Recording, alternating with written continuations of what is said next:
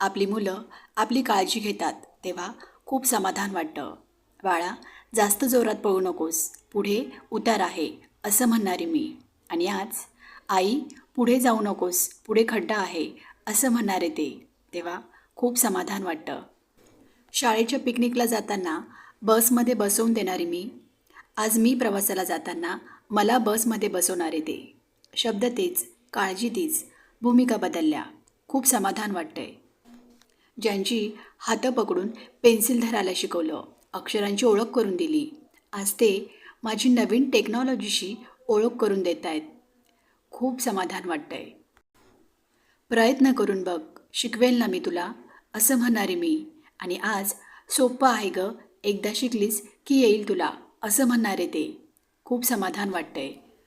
लहानपणी ज्यांचा अनाठायी हट्ट कसा चुकीचा आहे हे सांगणारी मी, आज माझं एखादं मत कसं चुकीचं आहे हे माझं मन न दुखवता मला पटवण्याचा प्रयत्न करणारे ते.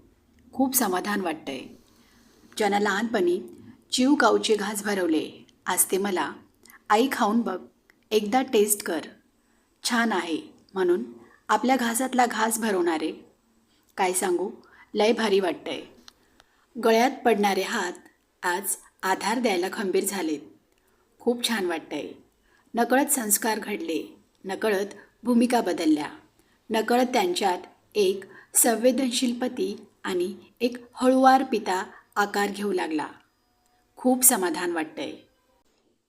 कथा आवडल्यास मनोहर कथा स्टुडिओ चॅनलला नक्की सबस्क्राईब करा.